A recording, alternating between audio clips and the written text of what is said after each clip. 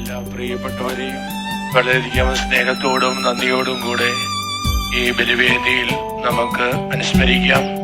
നമ്മുടെ ഇടവകയുടെ പ്രധാന തിരുനാളിൽ ഏറ്റവും പ്രധാനപ്പെട്ട ദിവസമാണ് ഇന്ന്. നമ്മുടെ മാതാപിതാക്കളും നമ്മുടെ സഹോദരങ്ങളും നമ്മുടെ കുടുംബത്തിനും അതോടൊപ്പം നമ്മുടെ ഇടവകയ്ക്കും ചെയ്തിട്ടുള്ള നിരവധിയായിട്ടുള്ള അനുഗ്രഹങ്ങളും നന്മകളുമുണ്ട്.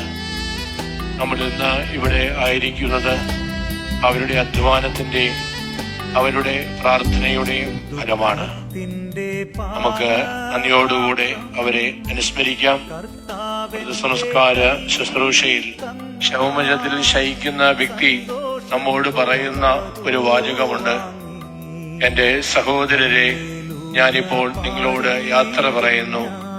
ഞാൻ നിങ്ങളിൽ നിന്ന് അകന്നു പോകുന്നുവെങ്കിലും എന്റെ സ്നേഹമെന്നും നിങ്ങളോടുകൂടെ ഉണ്ടായിരിക്കും.